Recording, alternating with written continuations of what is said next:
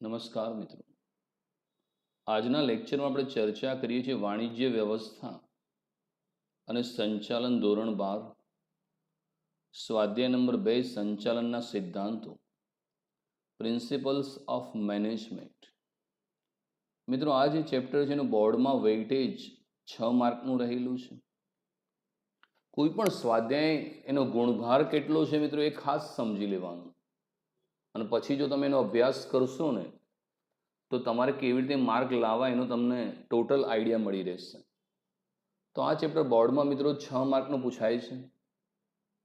1 માર્કનો MCQ section એમાં આવે છે, 2 માર્કનો ટૂંકો પ્રશ્ન એ સેક્શન સીમાં, અને સેક્શન ડીમાં એક 3 માર્કનો ક્વેશ્ચન, એટલે 6 માર્ક. આ સ્વાધ્યાયમાંથી જનરલી કોઈ લોંગ ક્વેશ્ચન 5 માર્કનો પૂછવામાં આવતો નથી. તો આ મિત્રો આપણા 2019-20ના તેજસ્વી વિદ્યાર્થીઓ છે. આ દર્શાવવા પાછળનો હેતુ એ છે કે તમને માર્ગદર્શન મળે. જો તમે પણ આ બાળકોની જેમ ખૂબ જ સરસ મજાની મહેનત કરો છો તો તમે ઉજ્જવળ પરિણામ પ્રાપ્ત કરી શકો છો. મિત્રો, આપણા બાળકો એકાઉન્ટ સ્ટેટમાં તો 100માંથી 199 લાવે છે, પણ અર્થશાસ્ત્ર વાણિજ્ય વ્યવસ્થામાં પણ 98, 99 માર્કનો રેકોર્ડ રહેલો છે. મિત્રો, આજે જોશી પુષ્ટિ છે એના મિત્રો 100માંથી 100 માર્ક આવેલા છે સ્ટેટિસ્ટિક્સની અંદર.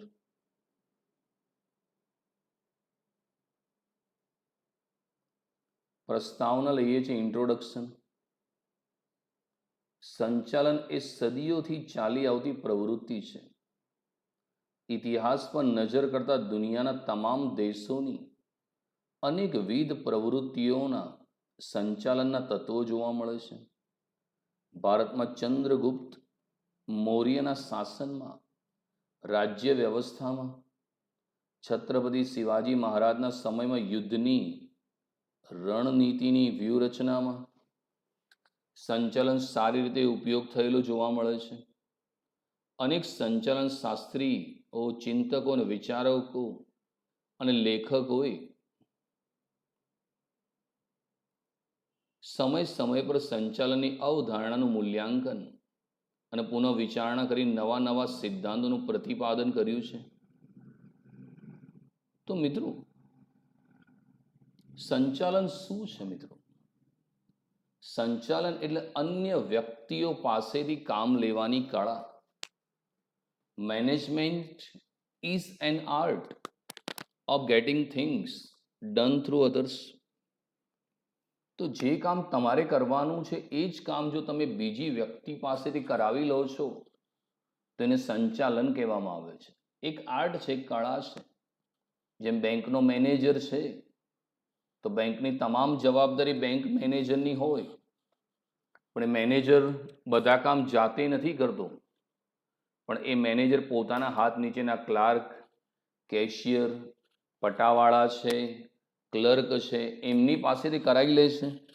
તો એ કામ સંચાલનનું છે. જેમ સ્કૂલનો પ્રિન્સિપાલ છે તો બોર્ડે તમામ સત્તા પ્રિન્સિપાલને આપી છે, પણ પ્રિન્સિપાલ એ જ બધા કાર્યો જે કરવાના છે એ સ્કૂલના શિક્ષકો, પટાવાળાની જોડેથી કરાવી લે છે. તો એ કામને મિત્રો સંચાલન કહેવામાં આવે છે. અને સંચાલન છે એ મિત્રો સદીઓથી ચાલી આવતી પ્રવૃત્તિ છે. વર્ષોથી સંચાલનનું કામ મિત્રો ચાલે છે. તમે ભૂતકાળની અંદર જુઓ તો ચંદ્રગુપ્ત મૌર્ય જે રાજા હતો એનું જે શાસન હતું મિત્રો એ ભારતના ઇતિહાસનો સુવર્ણકાળ કહેવાય. કારણ કે એ વખતે સમગ્ર ભારત અને વિશ્વના ઘણા બધા દેશો પર ચંદ્રગુપ્ત મૌર્યનું સામ્રાજ્ય હતું, અને ભારત એટલો સમૃદ્ધ દેશ હતો મિત્રો.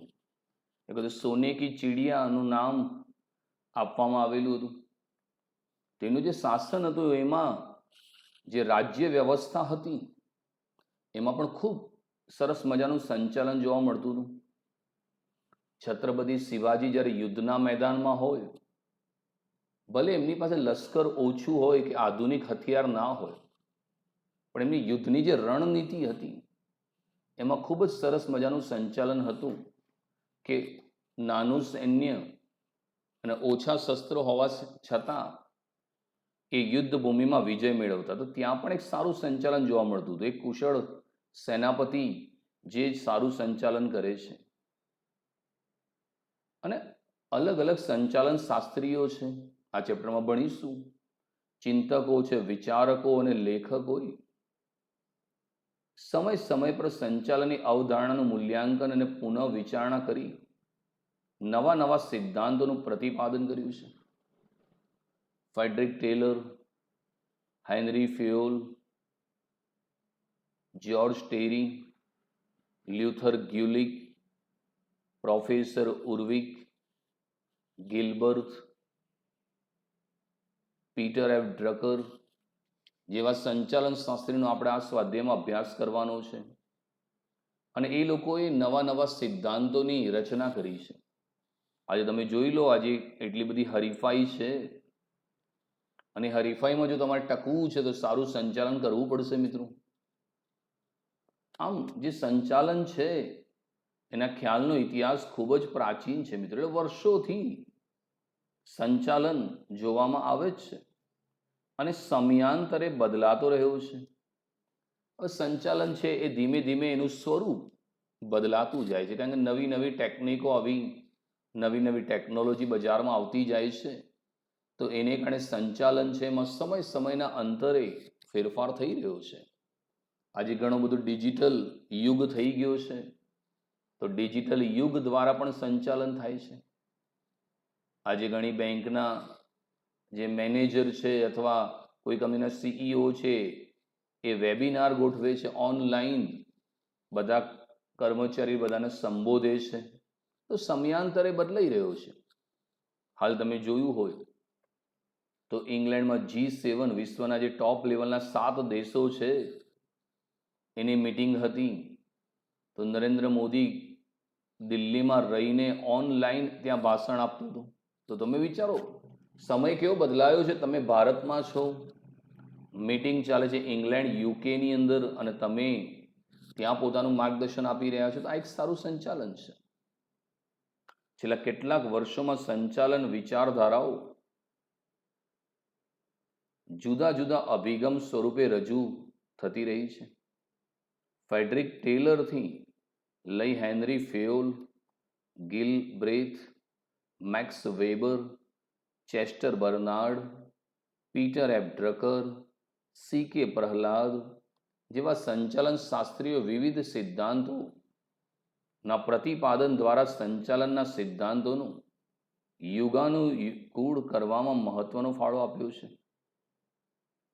હેરોલ્ડ કુંતજે તો સંચાલન વિચારધારાઓને જંગલ તરીકે ઓળખાવી છે. આવા શબ્દો ખાસ યાદ રાખવા મિત્રો. આ વિકલ્પની અંદર આવે તો એ ખાસ તમારે તૈયાર રાખવા જોઈએ. નાનામાં નાનો મુદ્દો બી જો તમે સમજી લો ને મિત્રો તો ચિંતા નહીં. અને આ જ બધી વસ્તુ મિત્રો આવનારા વર્ષોમાં કોલેજ કે ફાઉન્ડેશન લેવલે તમારા માટે ખૂબ જ અગત્યની છે મિત્રો. ટકા એ બહુ અગત્યની વસ્તુ નથી, પણ તમારી પાસે નોલેજ હોવું જોઈએ જે તમે વ્યવહારમાં ટકી શકો મિત્રો.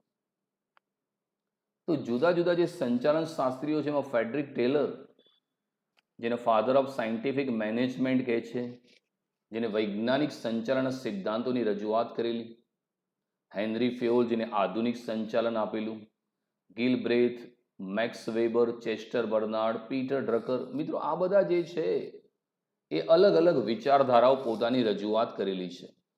સી.કે. પ્રહલાદ જે ભારતના સારા સંચાલન શાસ્ત્રી છે, એમને પણ ખૂબ સરસ રજૂઆત કરેલી. એ બધાના સિદ્ધાંતો આપણે આગળ ભણવાના છે મિત્રો. કારણ કે જે સંચાલનના સિદ્ધાંતો છે એ લોકોને આપવા માટે, એને અનુકૂળ બનાવવામાં આ બધા જ સંચાલન શાસ્ત્રીનો સિંહ ફાળો છે. એમાં Frederick Taylor, Henry Fayol, Gilbreth, Max Weber, Chester Barnard, Peter Drucker, C K. પ્રહલાદનો ખૂબ જ મહત્વનો ફાળો છે.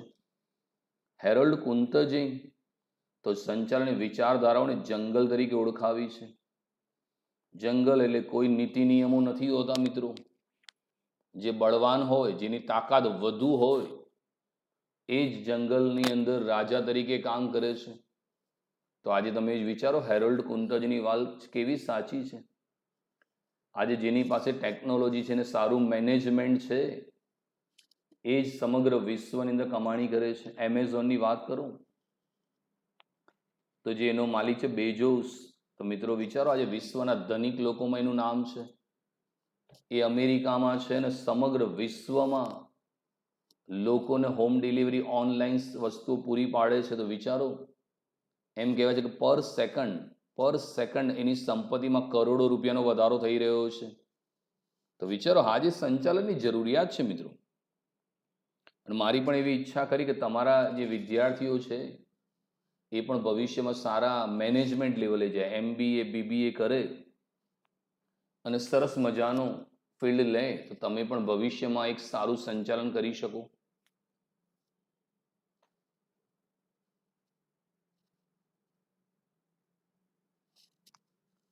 હવે વાત કરીએ છીએ સંચાલનના સિદ્ધાંતો, પ્રિન્સિપલ્સ ઓફ મેનેજમેન્ટ. તો એ શું છે મિત્રો, એ સમજજો. એની વ્યાખ્યા પણ ઘણીવાર 2 માર્કમાં પૂછાતી હોય છે.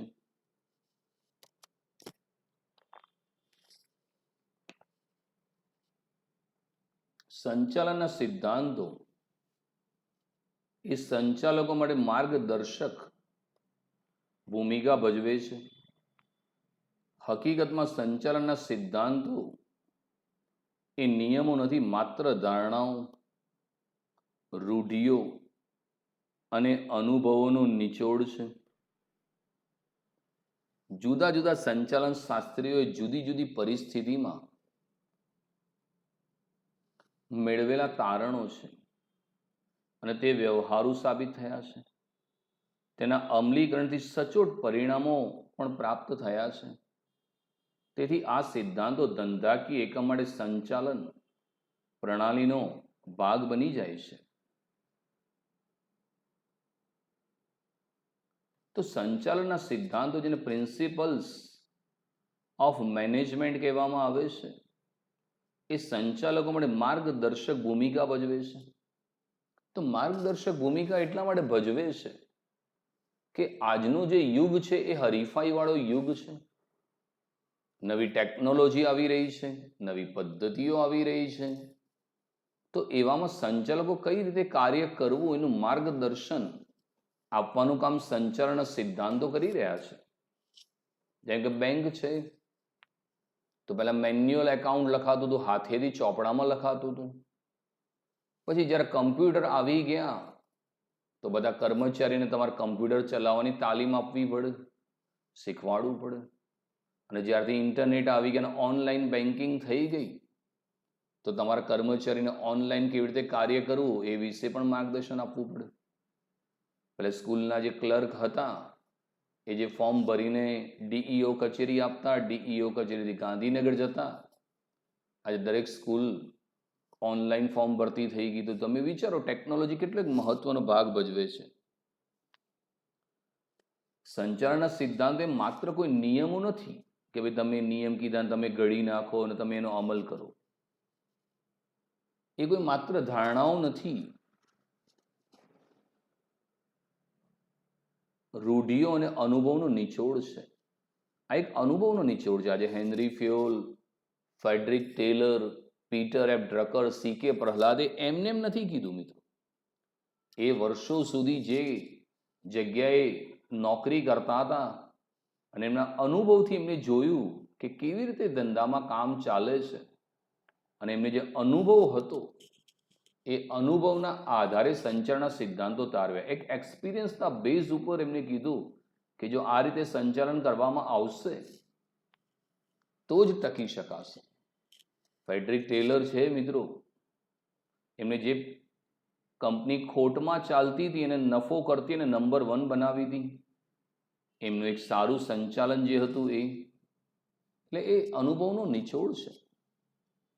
જુદા જુદા જે સંચાલન શાસ્ત્રીઓ છે એ જુદી જુદી પરિસ્થિતિમાં મેળવેલા તારણો છે અને તે વ્યવહારુ સાબિત થયા છે. અને જે લોકો મિત્રો આવું સારા સંચાલનના સિદ્ધાંતોનું પાલન કર્યું છે તેના અમલીકરણથી સચોટ પરિણામો પ્રાપ્ત કર્યા છે. આજે મુકેશ અંબાણી ભારતના સૌથી ધનિકમાં ગણવામાં આવે છે. તો મિત્રો એનું કેટલું જોરદાર સંચાલન હશે. આખા ઇન્ડિયા લેવલે 2000થી વધુ પેટ્રોલ પંપ, આટલા બધા મોલ્સ છે, કેટલી બધી ફેક્ટરીઓ છે. રિલાયન્સની જામનગરમાં વિશ્વની સૌથી મોટી રિફાઇનરી છે. તો મિત્રો વિચારો કે જે મુકેશ અંબાણીના પપ્પા યમન નામના દેશમાં પેટ્રોલ પૂરવાનું કામ કરતા હતા, પેટ્રોલ પૂરતા હતા મિત્રો, આજે એમનો છોકરો એ ભારતનો સૌથી ધનિક બની ગયો. મતલબ એ સારું સંચાલન છે ને, એ મેનેજમેન્ટ છે મિત્રો સારું. તેથી આ સિદ્ધાંતો ધંધાકીય એકમ માટે સંચાલન પ્રણાલીનો ભાગ બની જાય છે. હવે વ્યાખ્યા પર નજર કરીએ છીએ આપણે.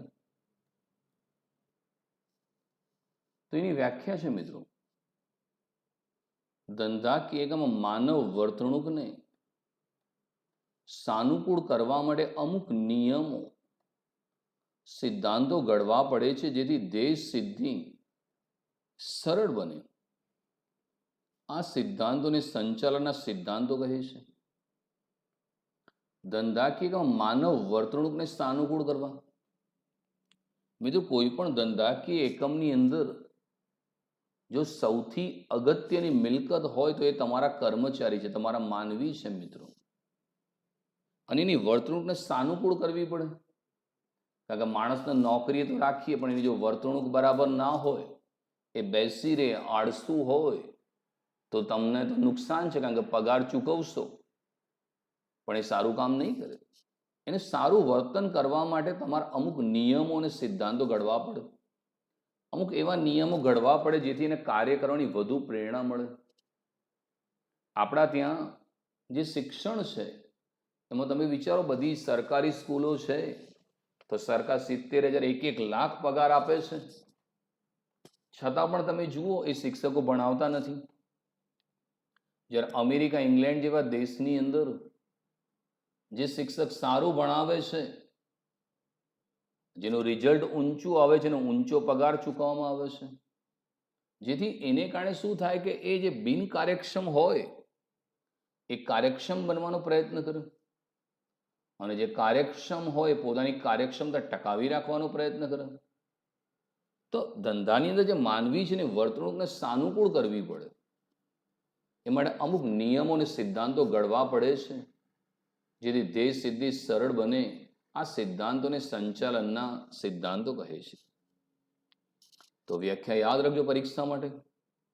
ધંધાકીય એકમમાં માનવ વર્તણૂકને સાનુકૂળ કરવા માટે અમુક નિયમો, સિદ્ધાંતો ઘડવા પડે છે જેથી ધ્યેય સિદ્ધિ સરળ બને. આ સિદ્ધાંતોને સંચાલનના સિદ્ધાંતો કહે છે. તો ખ્યાલ લઈએ, એનો કોન્સેપ્ટની વાત કરીએ. સંચાલન એક કળા અને વિજ્ઞાનનો સમન્વય છે. વિજ્ઞાન હોવાથી તેમાં સિદ્ધાંતો હોય છે, તે સ્વાભાવિક છે.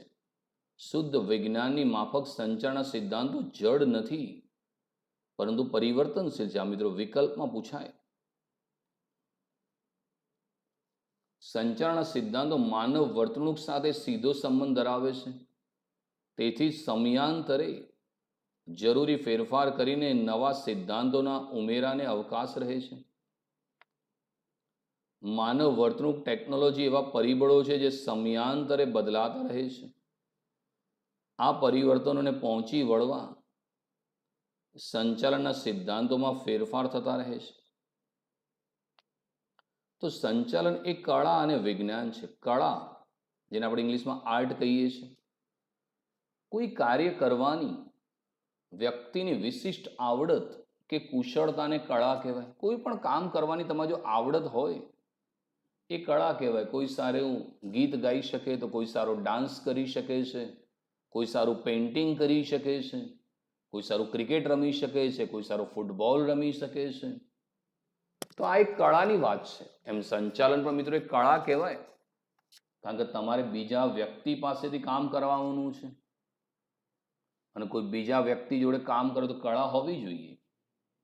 તમારા ઘરમાં એક નોકર હોય, કચરા પોતું વાસણ માટે આવતો હોય, અને તમારે એની જોડે બી સમય મુજબ યોગ્ય કામ લેવું હોય તો તમારી પાસે કળા હોવી જોઈએ જેથી તમે કામ લઈ શકો. તો વિચારો મિત્રો, મોટી મોટી કંપનીઓમાં આટલા બધા લોકો નોકરી કરતા હશે તો કેવી રીતે કામ કરાવતા હશે? તો એમની પાસે એવી કળા છે. એ કળા અને વિજ્ઞાનનો સમન્વય છે. વિજ્ઞાન, વી વત્તા જ્ઞાન. વી એટલે વિશિષ્ટ પ્રકારનું જ્ઞાન. મિત્રો, વિજ્ઞાન છે મિત્રો ચોક્કસ નિયમો અને સિદ્ધાંતો પર આધારિત હોય. તમે 8, 9, 10માં વિજ્ઞાન ભણ્યા તો એના ચોક્કસ નિયમો અને સિદ્ધાંતો હતા. એ બેઝ ઉપર વિજ્ઞાન કામ કરતું હતું. એમ સંચાલન છે એના પણ પોતાના સિદ્ધાંતો છે, એના પણ પોતાના બેઝિક પ્રિન્સિપલ્સ છે. એ મુજબ કામ કરે છે. તમે આગળ MBA કે BBA કરશો તો આ સિદ્ધાંતો તમને ડિટેલ્સમાં સમજાવવામાં આવશે. અને આ સિદ્ધાંતો જડ નથી પરંતુ પરિવર્તનશીલ છે. જડ એટલે એને વળગી નથી રહેવાનું, પણ પરિવર્તનશીલ એટલે બદલાતા સમય અને સંજોગ મુજબ તમારે એમાં ફેરફાર કરતા રહેવું પડે. કોઈ પણ સિદ્ધાંત કાયમ માટે એક સરખું ના રહે. તમારે અમુક અમુક સંજોગોની અંદર પરિવર્તન લાવવું પડે.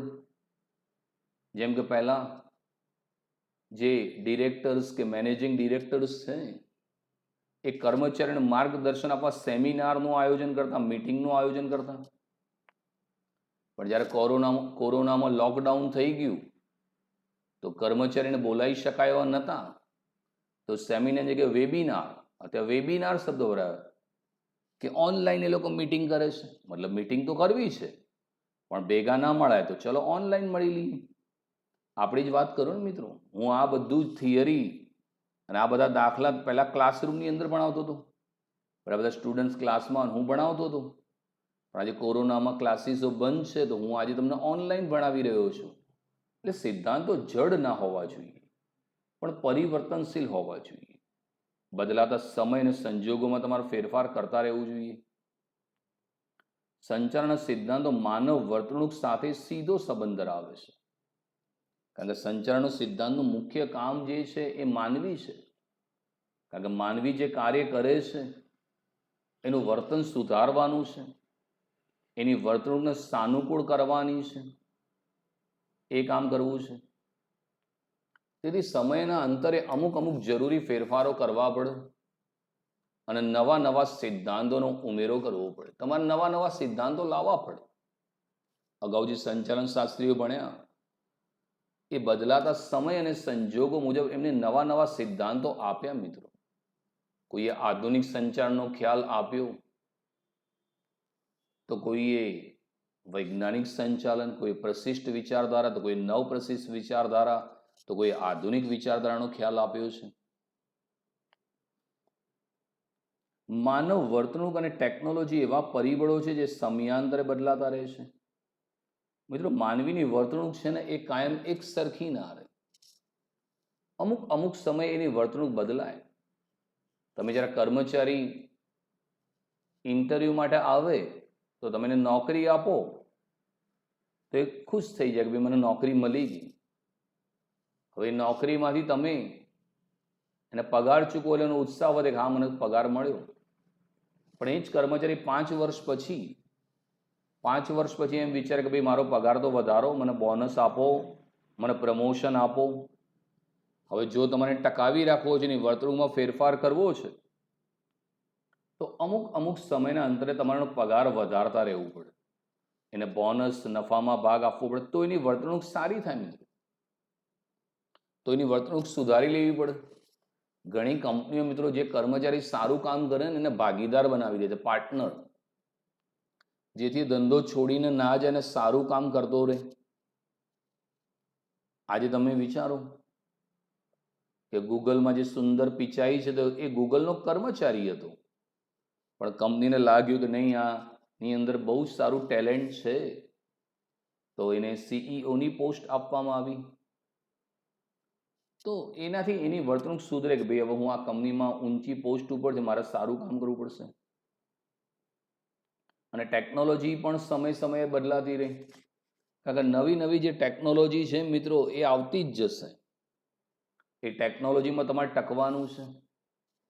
પહેલાં કરિયાણું છે દુકાનમાં વેચાતું હતું, જોકે હાલ પણ વેચાય છે, પણ આજે એમેઝોન કે જીઓ માર્ટ એ ઓનલાઈન લોકોને ઘેર બેઠા વેચી રહ્યા. તમે વિચારો ટેકનોલોજી બદલાઈ ગઈ છે.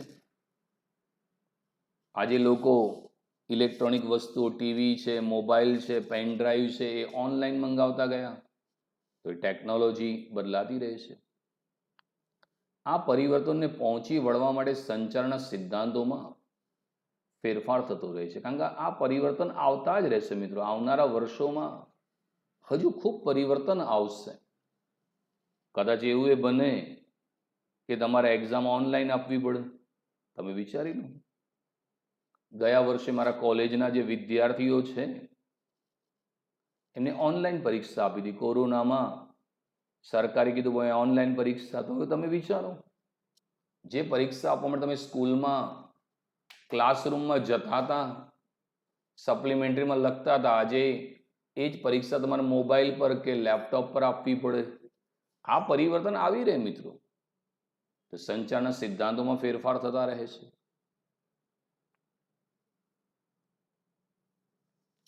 સંચારના સિદ્ધાંતો એ નિર્ણય ઘડતર અને તેના અમલીકરણ માટેની વિસ્તૃત અને ચોક્કસ માર્ગદર્શિકા છે.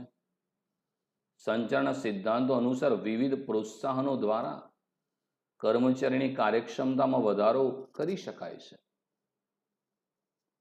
દાખલા તરીકે કોઈ એક કર્મચારીની બઢતી અંગેનો નિર્ણય માટે નોકરીના વર્ષોને આધારભૂત ગણવામાં આવે, જ્યારે અન્ય એકમમાં કર્મચારીની કાર્યદક્ષતાને ધ્યાને લઈ બઢતી આપવામાં આવે.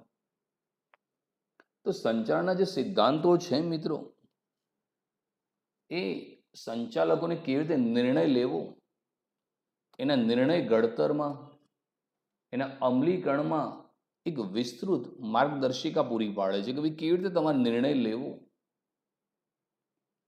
અને એ જે સિદ્ધાંત દરેક જગ્યાએ અલગ અલગ રીતે વપરાય છે. તમારા હાથ નીચે જે કર્મચારી છે અને તમારે કર્મચારી છે એની કાર્યક્ષમતામાં વધારો કરવો છે, તો તમે એ કાર્યક્ષમતામાં વધારો કરવા વિવિધ પ્રોત્સાહનો આપી શકો. પગારમાં વધારો કરી આપો, બોનસ આપો, કમિશન આપો, નફામાં ભાગ આપો, એવા વિવિધ પ્રકારના પ્રોત્સાહનો આપીને તમે કર્મચારીની કાર્યક્ષમતામાં વધારો કરી શકો. હવે કાર્યક્ષમતામાં વધારો કરવા માટે પ્રમોશન આપવું છે, તો દરેક જગ્યાએ અલગ અલગ રીત વપરાતી હોય. કોઈ એક કર્મચારીની બઢતી મતલબ પ્રમોશન માટે નોકરીના વર્ષોના આધારભૂત ગણવામાં આવે. જે લોકો સરકારી નોકરી કરે છે, ગવર્મેન્ટ જોબ, એમાં પ્રમોશન માટે નોકરીના વર્ષના આધાર લેવામાં આવે કે ભાઈ એક્સપિરિયન્સ આટલા વર્ષનો થયો તો હવે એને બઢતી પ્રમોશન આપી દઈએ. પણ મિત્રો, જે કંપનીઓ છે એ નોકરીના વર્ષોના આધાર નથી ગણતી, પણ કર્મચારીની કાર્યક્ષમતાને ધ્યાનમાં લે છે. કાર્યક્ષમતા, એફિશિયન્સી, કે જે કર્મચારી સારું કામ કરતો હોય તો પછી એને પ્રમોશન આપવું જોઈએ. તો વિચારો, એક જ પ્રમોશન છે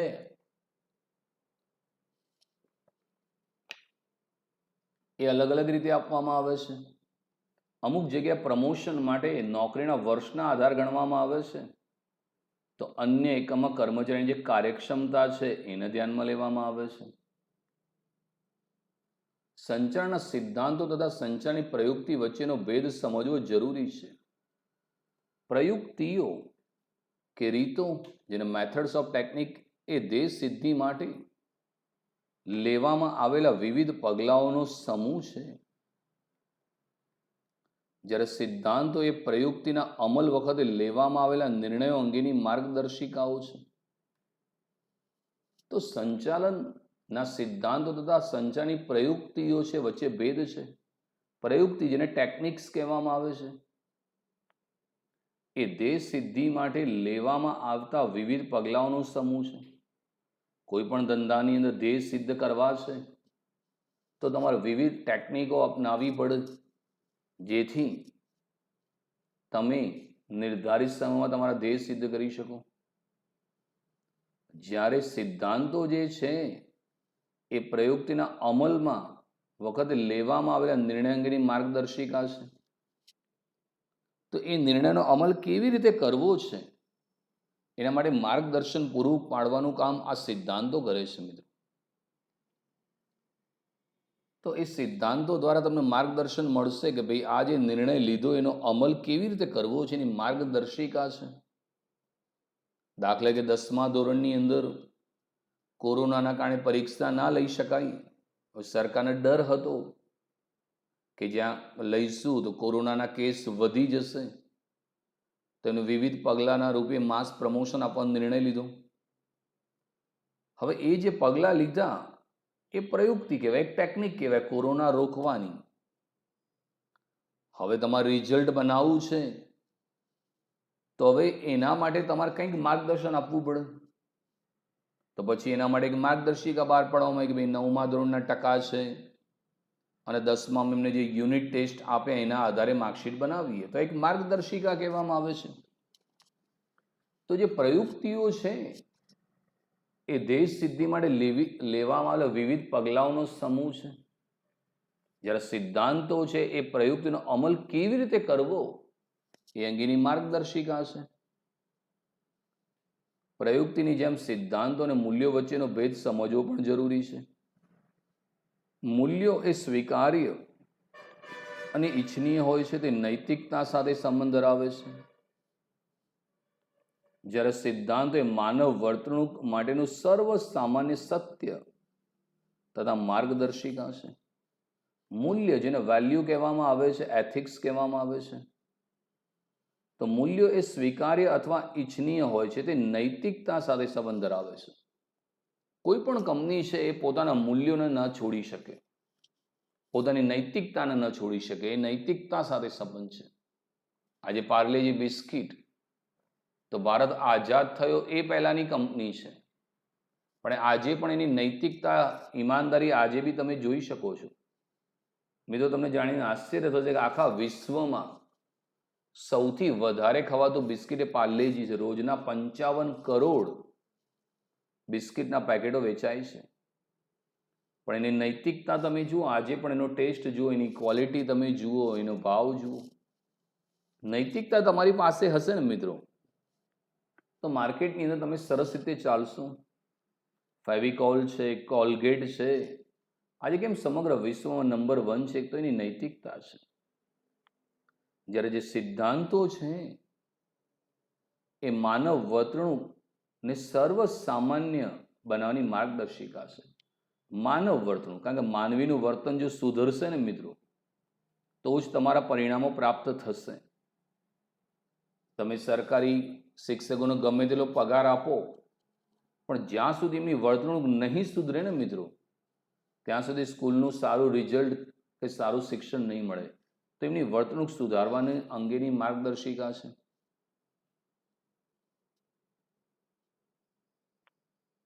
સ્વરૂપની વાત કરીએ તો સાર્વત્રિક સ્વીકૃતિ. સંચારના સિદ્ધાંતો મોટા ભાગના ધંધાકીય એકમને લાગુ પાડી શકાય. જ્યાં સામૂહિક માનવીય પ્રયત્નોની જરૂરિયાત છે, ત્યાં આ સિદ્ધાંતોની આવશ્યકતા રહે છે. જો કે ધંધાકીય એકમના પ્રકાર, સ્વરૂપ, પ્રવૃત્તિ અને કદ મુજબ સંચારના બધા સિદ્ધાંતો લાગુ પાડવાની માત્રામાં ફેરફાર હોય છે. પરંતુ મોટા ભાગના ધંધાકીય એકમમાં સંચારના સિદ્ધાંતો લાગુ પાડી શકાય છે. તેથી સંચારના સિદ્ધાંતો સર્વ વ્યાપક કે સાર્વત્રિક છે. તો સંચારના સિદ્ધાંતો તો ધંધાકીય એકમમાં માનવ વર્તણૂક ને સાનુકૂળ કરવા માટે અમુક નિયમો કે સિદ્ધાંતો ઘડવા પડે, અપનાવવા પડે, જેથી દેશ સિદ્ધિનું કાર્ય સરળ બને. એને સંચારના સિદ્ધાંતો કહેવાય. એની સાર્વત્રિક સ્વીકૃતિ થઈ છે. એટલે આજે દુનિયાના બધા દેશોએ, બધા ધંધાકીય એકમોએ સ્વીકાર્યું છે કે જો હવે સારું સંચાલન કરવું હોય તો આ સિદ્ધાંતોનો અમલ કરવો પડશે. અને મોટા ભાગના જે સંચારના સિદ્ધાંતો છે એ મોટા ભાગના ધંધાકીય એકમમાં લાગુ પાડી શકાય છે. જ્યાં પણ સમૂહ હોય, ઘણા બધા માનવીઓ ભેગા થયા હોય, ત્યારે આ સિદ્ધાંતોની આવશ્યકતા રહે છે. એક કરતાં વધુ વ્યક્તિઓ ભેગા થઈને કામ કરે, સમૂહ હોય, ત્યાં સંચારના સિદ્ધાંતોની આવશ્યકતા છે. જેમ કે ક્રિકેટની ટીમ છે તો 11 ખેલાડીઓ ગ્રાઉન્ડ ઉપર છે, અને તમારે જીતવું છે તો જીતવા માટે એક સારું સંચાલન કરવું પડે. જો કેપ્ટન છે અને તમામ સત્તાને જવાબદારી આપી દેવામાં આવે કે ભાઈ ટીમની બધી જવાબદારી તમારા માથા ઉપર છે, તો પછી સારું સંચાલન કરીને ટીમને વિજય અપાવશે. જ્યાં પણ મિત્રો સમૂહ છે ત્યાં સંચાલન કરવું પડે. તમારા સમાજના કોઈ લગ્ન મહોત્સવ હોય કે સત્કાર સમારંભ હોય, તો પછી તમારા સમાજના જે વડીલો છે એ પણ સારું સંચાલન કરતા હોય છે. કોઈ સ્નેહ સંમેલન હોય તો બી સંચાલન કરવું પડે છે. ધંધાકીય એકમના જે પ્રકાર છે, સ્વરૂપ છે, પ્રવૃત્તિ છે, કદ છે, એ મુજબ સંચાલનના બધા સિદ્ધાંતો લાગુ પાડવાની માત્રામાં ફેરફાર થાય છે. કારણ કે મિત્રો જે પ્રકારનો ધંધાનો પ્રકાર હોય એ મુજબનું સંચાલન હોય. દાખલા તરીકે કોઈ વેપારી રેડીમેડ વસ્તુ લઈને વેચતો હોય અને કોઈ કંપની ઉત્પાદન કરીને વેચતો હોય, તો બંનેનો પ્રકાર અલગ છે, તો સંચાલનના સિદ્ધાંતોમાં પણ કંઈક અલગ લાવવા પડે. સાબર ડેરી છે તો દૂધનું ઉત્પાદન કરીને વેચતી હોય તો એને વિશાળ પાયા પર સંચાલન કરવું પડે. કારણ કે દરેક ગામમાંથી દૂધ ભેગું કરવું પડે, વેચવા માટે મોકલવું પડે. પણ તમારા આજુબાજુમાં કોઈ ડેરી હોય તો એને એટલું બધું સંચાલનની જરૂરિયાત ના રહે એમ. બીજું સ્વરૂપ, તમારા ધંધાનું સ્વરૂપ કેવું છે એ પણ અગત્યનું છે. પ્રવૃત્તિ, તમે કઈ પ્રવૃત્તિ સાથે જોડાયેલા છો એના આધારે બી સંચાલન થાય. તો જેવી તમારી પ્રવૃત્તિ છે એ મુજબનું સંચાલન છે. વૈયક્તિક માલિકી, ભાગીદારી પેઢી, સહકારી મંડળી, કંપની, આ દરેકના સ્વરૂપો અલગ અલગ છે, કદ અલગ અલગ છે, તો એ મુજબ સંચાલન કરતા હશે. સ્ટેટ બેંક છે તો એની આખા ભારતમાં અને વિશ્વના મોટા ભાગના દેશોમાં શાખાઓ છે, તો મુજબ એને એ મુજબ સંચાલન કરવું પડશે. હિંમતનગર નાગરિક બેંક છે તો એને હિંમતનગરમાં શાખાઓ છે, તો એને એ આધારે સંચાલન કરવું પડશે.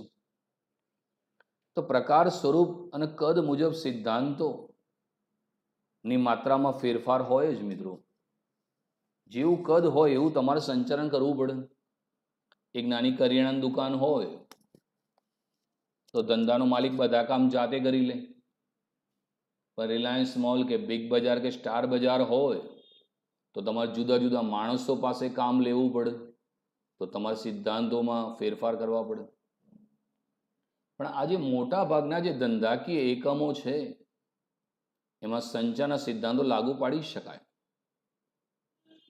તેથી સંચારના સિદ્ધાંતો સર્વવ્યાપક છે, યુનિવર્સલ. દરેક જગ્યાએ મિત્રો આ સિદ્ધાંતોનો સ્વીકાર કર્યો છે.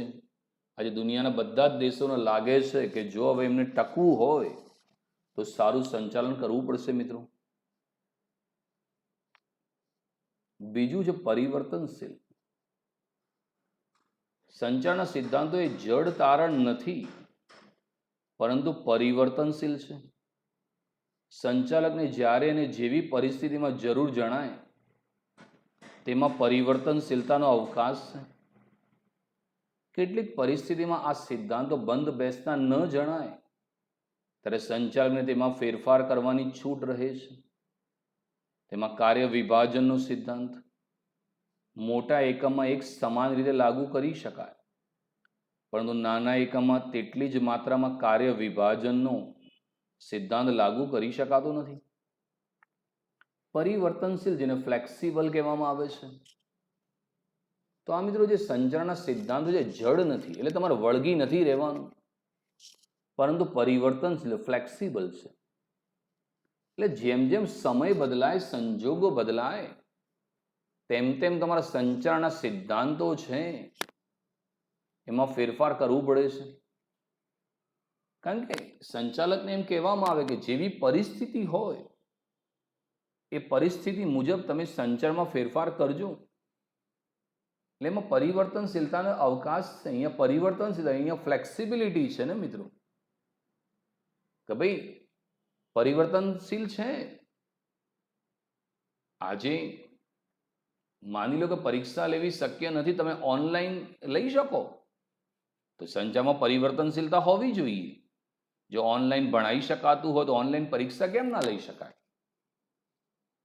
કેમ આપણે પરિસ્થિતિ મુજબ ફેરફાર કર્યા? હું પહેલા ક્લાસરૂમમાં ભણાવતો હતો, તો આજે હું કેમ તમને ઓનલાઈન ભણાવું છું? જો મેં કેવી પરિવર્તનશીલતા લઈ, એટલે જડ રીતે ના વળગાય. પણ તમે જડ રીતે વળગીને ક્લાસમાં બોલાવો ને કોકને કોરોના થાય તો બધા સ્ટુડન્ટ ન થઈ જાય. એટલે સંચાલનની અંદર સંચાલકને કહેવામાં આવે કે ભાઈ જડ રીતે ના વળગતા એમાં પરિવર્તનશીલતા લાવો, એમાં ફ્લેક્સિબિલિટી લાવો, બદલાતા સમય અને સંજોગો મુજબ એમાં ફેરફાર કરો. કેટલીક પરિસ્થિતિમાં આ સિદ્ધાંતો બંધ બેસતા ન હોય તો સંચાલકને તેમાં ફેરફાર કરવાની છૂટ છે. ઘણી વખત એવું થાય કે એકવાર તમે સિદ્ધાંતો બને પણ બંધ ના એ બેસશે, તો પછી તમારે એમાં પરિવર્તનશીલતા લાવવી પડે કે ભાઈ આ સિદ્ધાંતોમાં થોડો ઘણો ચેન્જ તમારે કરવો પડે. તમે જડ રીતે વળગી રહેશો ને તો એ સિદ્ધાંતો નકામા થઈ જાય. દાખલા કે કાર્ય વિભાજનનો સિદ્ધાંત. કાર્ય વિભાજન એટલે કાર્યની વહેંચણી કરવી. જે વ્યક્તિ જે કાર્યમાં નિષ્ણાંત હોય એને જ એ કાર્ય સોંપવામાં આવે તેને કાર્ય વિભાજન કહેવામાં આવે. હવે મોટો ધંધો છે તો ત્યાં કાર્ય વિભાજન કરવું પડે, દરેકને પોતાના અલગ અલગ કામ સોંપી દેવા પડે.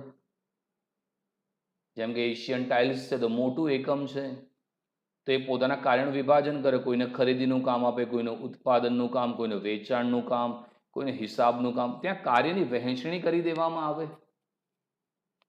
તો મોટા એકમમાં એક સમાન રીતે લાગુ કરી શકાય. પરંતુ જે નાના એકમો છે એમાં કાર્ય વિભાજનનો સિદ્ધાંત લાગુ કરી શકાતો નથી.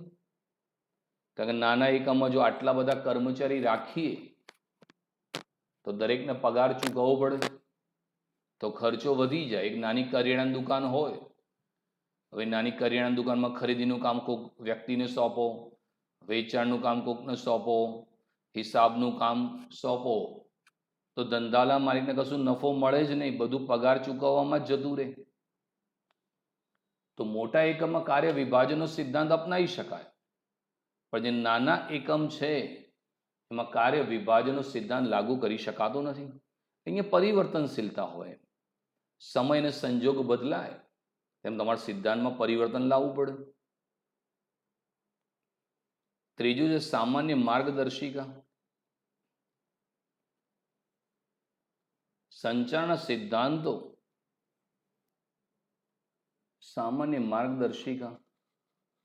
સંચારના સિદ્ધાંતો એ જુદી જુદી પરિસ્થિતિમાંથી જુદા જુદા નિષ્ણાંતો દ્વારા થયેલા અનુભવોની ફલશ્રુતિ છે. ધંધાકીય એકમનું સંચાલન કરતી વખતે એકમમાં વિષય, વિષમ, જટિલ સમસ્યાઓ આવતી હોય છે. આ દરેક સમસ્યાનું સ્વરૂપ એકમ અનુસાર જુદું જુદું હોય છે, જે દરેક પરિસ્થિતિમાં દરેક એકમ માટે એક સરખું પરિણામ આપી શકે નહીં. તેથી સંચારના સિદ્ધાંતોને દરેક એકમ માટે ચુસ્ત રીતે લાગુ પાડી શકાય નહીં, પરંતુ સિદ્ધાંતો માત્ર એક માર્ગદર્શિકા તરીકે સાનુકૂળ પરિસ્થિતિમાં ઉપયોગ કરીને ઈચ્છિત પરિણામો મેળવી શકાય છે. તો મિત્રો, આ સંચાલન જે સિદ્ધાંતો છે એ જે જુદા જુદા સંચાલન શાસ્ત્રીઓ છે, Frederick Taylor, Henry Fayol, Max Weber છે, Peter F Drucker, C K. Prahalad, Gilbreth, આ બધાએ પોતાના જે અનુભવ છે એના આધારે આપેલા એક માર્ગદર્શક સિદ્ધાંતો છે. એ બધા લોકોએ જુદી જુદી પરિસ્થિતિમાં જે કામ કર્યું હતું એમના અનુભવના આધારે એમણે પોતાના અનુભવો આપેલા છે મિત્રો. જેથી સંચાલકોને જુદી જુદી પરિસ્થિતિમાં કેવી રીતે કામ કરવું એ અંગે માર્ગદર્શન મળી રહે. કારણ કે મિત્રો, કોઈ પણ ધંધાકીય એકમ છે, તમે જ્યારે એનું સંચાલન કરો તો કેટલીક વિષમ અને જટિલ સમસ્યાઓ પણ આવે. ધંધો કરો એટલે ઘણી બધી સમસ્યાઓ આવીને ઊભી રહે મિત્રો. દાખલા કે સરકારે જીએસટીનો કાયદો લાયા, પછી ઘણા ધંધાકીય એકમ માટે ઘણી સમસ્યાઓ પેદા થઈ કે ભાઈ જીએસટી કેવી રીતે ગણવું, જીએસટીનું સરકારમાં રિટર્ન કેવી રીતે ફાઇલ કરવું, આ બધી જટિલ સમસ્યાઓ હતી. કારણ કે દરેક વસ્તુ પર અલગ અલગ પ્રકારનું જીએસટી હતું અને દરેક જે સમસ્યાઓ છે એનું સ્વરૂપ પણ જુદું જુદું હોય. મિત્રો, દરેક સમસ્યા એક સરખી ના રહે, કારણ કે સમસ્યાઓ છે એનું સ્વરૂપ પણ જુદા જુદા પ્રકારનું રહે. જેટલો મોટો ધંધો હોય મિત્રો, એવી સમસ્યાઓ હોય.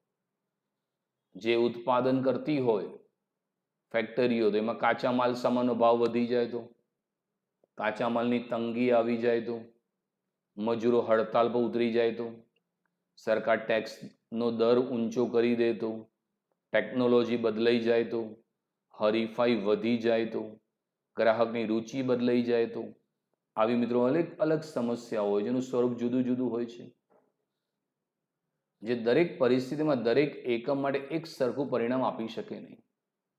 કારણ કે અમુક પરિસ્થિતિ એવી આવે, અમુક ધંધાકીય એકમો ટકી જાય, અમુક ધંધાકીય એકમો ટકી ના પણ શકે. જેથી સંચાલનના સિદ્ધાંતો છે એ દરેક એકમ માટે તમે ચુસ્ત રીતે લાગુ ના પાડી શકો. હા, સંચાલનના સિદ્ધાંતો એક માત્ર માર્ગદર્શિકા છે, એ ગાઈડન્સ આપે, જેથી તમે કઈ પરિસ્થિતિમાં ઉપયોગ કરીને પરિણામ ઈચ્છિત પ્રાપ્ત કરી શકો છો. આજે કોરોના દરમિયાન જે પણ શિક્ષકો છે એમને ઓનલાઈન ટીચિંગનું નોલેજ હતું એ બધા આપી રહ્યા છે, જ્યારે અમુક ટીચરો નથી આપી રહ્યા. તો જો પરિસ્થિતિ બદલાઈ તો એમાં ફેરફાર કરવો બી જરૂરી છે મિત્રો, તો તમે ઈચ્છિત પરિણામો પ્રાપ્ત કરી શકો. ચોથું છે માનવ વર્તણૂક પર આધારિત. સંચારમાં માનવ કેન્દ્ર સ્થાને હોવાથી સંચારના સિદ્ધાંતો એ માનવ વર્તણૂક પર મોટી અસર જન્માવે છે.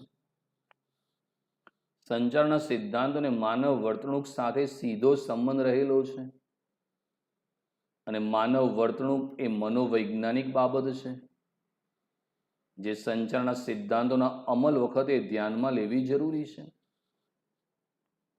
માનવ વર્તણૂક પર આધારિત મિત્રો કોઈ પણ સંચારના સિદ્ધાંતો છે એની સફળતાનો આધાર માનવીની વર્તણૂક છે. સંચારમાં માનવી કેન્દ્ર સ્થાને છે. સંચાલન એટલે શું? અન્ય વ્યક્તિ પાસેથી કામ લેવાની કળા. જે કામ તમે કરો છો તમારે બીજાની જોડેથી લેવાનું છે, એ સંચાલન છે. અહીંયા માનવી કેન્દ્ર સ્થાને છે. દાખલા તરીકે હું ક્લાસરૂમમાં ભણાવું કે ઓનલાઈન ભણાવું, પણ જો વિદ્યાર્થીની વર્તણૂક સારી હોય તો જ એ ભણશે ને. આજે હું ઓનલાઈન તમને ભણાવું છું, હવે જો તમે એને શાંતિથી સમજો તો તમે ઘેર બેઠા પણ સારા ટકા લાવી શકો. અમુક વિદ્યાર્થીઓ એવા છે કે ક્લાસરૂમમાં બેસેલા હોય તો એ ધ્યાન ના આપતા હોય, તો પછી એમની ટકાવારી ના આવે. એટલે સંચાલન જે છે એમાં માનવી કેન્દ્ર સ્થાને છે અને માનવ વર્તણૂક પર મોટી અસર જન્માવે છે. કારણ કે માનવીની વર્તણૂકમાં સુધારો લાવવો છે, તેને પ્રોત્સાહન આપવા માટે તમે વિવિધ પ્રકારની પ્રયુક્તિઓ કરી શકો. આજે આપણે વિદ્યાર્થી માટે ટેસ્ટ કેમ લઈએ? ઓનલાઈન પણ ટેસ્ટ લઈએ જેથી એની વર્તણૂક સુધરે. કે ભાઈ ઓનલાઈન ટેસ્ટ લીધો છે તો લાવો વાંચવા બેસીએ, પેપર લખીને એને પીડીએફ સાહેબને મોકલીએ, તો એનાથી માનવીની વર્તણૂક છે એના પર મોટી અસર થાય. જે હોશિયાર છે તે તરત વાંચવા બેસશે, પેપર લખી નાખશે, પીડીએફ મોકલશે. એટલે આ વિદ્યાર્થીની વર્તણૂક પર આધારિત છે અને વર્તણૂક એ મનોવૈજ્ઞાનિક બાબત છે. કારણ કે કેટલાક વિદ્યાર્થીની વર્તણૂકમાં કોઈ ફેરફાર નહીં થાય, એની ઈચ્છા નહીં હોય તો લેક્ચર પણ નહીં ભરે, અથવા એ પેપર પણ નહીં લખે, અથવા સાહેબને પીડીએફ પણ નહીં મોકલાવે. એટલે આ મનોવૈજ્ઞાનિક બાબત છે. એટલે સંચારના સિદ્ધાંત વખતે એને ધ્યાનમાં લેવી જોઈએ. તો એ માત્ર પગાર વધારશો તો શિક્ષકો કામ કરશે એવું ના માની લેતા. ઘણી બધી જગ્યાએ પ્રાથમિક શિક્ષકોને સરકાર ઊંચો પગાર આપે છે, છતાં પણ એ ભણાવતા નથી. એટલે માનવીની વર્તણૂક એ મનોવૈજ્ઞાનિક બાબત છે, એ સિદ્ધાંતોના અમલ વખતે ધ્યાનમાં લેવી જરૂરી છે. પાંચમું છે આકસ્મિકતા. સંચારના સિદ્ધાંતો લાગુ પાડવા માટેનું એક તત્વ આકસ્મિકતા પણ છે. કોઈ એક ચોક્કસ અનિવાર્ય પરિસ્થિતિમાં સિદ્ધાંતોનો ઉપયોગ દ્વારા એકમ જરૂરી નિર્ણયો લઈ ધ્યેય સિદ્ધિ સરળ બનાવી શકે છે. જેમ કે કર્મચારીને યોગ્ય અને વાજબી મહેનતાણું ચૂકવવું જોઈએ. શું આ યોગ્ય અને વાજબી છે? તે આકસ્મિકતા કે જરૂરિયાતના આધારે અસર કરતા પરિબળોને ધ્યાને લઈ નક્કી કરી શકાય. તો સંચારના જે સિદ્ધાંતો છે એને લાગુ પાડવા માટેનું એક તત્વ આકસ્મિકતા પણ છે.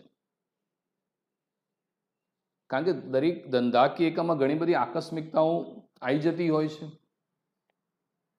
અને એ આકસ્મિક સિદ્ધાંતોની અંદર પણ તમે આ સિદ્ધાંતોનો ઉપયોગ કરીને દેશ સિદ્ધિનું કાર્ય સરળ બનાવી શકો છો. ગમે તેટલી પરિસ્થિતિ વિષમ હોય પણ તમે સંચાલન દ્વારા એ દેશ સિદ્ધિનું કાર્ય સરળ બનાવી શકો છો.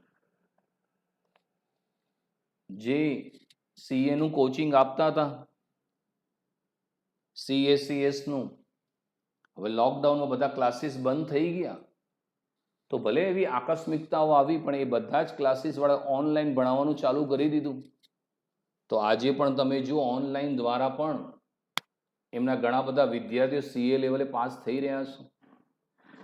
એટલે કોઈ ચોક્કસ અનિવાર્ય સિદ્ધાંતોનો અમલ દ્વારા તમે જરૂરી નિર્ણય લઈને દેશ સિદ્ધિનું કાર્ય છે એને સરળ બનાવી શકો છો. આકસ્મિકતા કોઈ પણ હોય મિત્રો, પણ તમારે દેશ સિદ્ધિનું કાર્ય સરળ બનવું જોઈએ. કોઈ ટીમ હોય એ હારવાની પરિસ્થિતિમાં હોય, કોઈ ખેલાડી ઇન્જર્ડ થઈ ગયો હોય પણ તેમ છતાં જો સારો કેપ્ટન હોય તો જરૂરી નિર્ણય લઈને ટીમને જીતાડી દે એટલે દેશ સિદ્ધિ સરળ બનાવી શકે.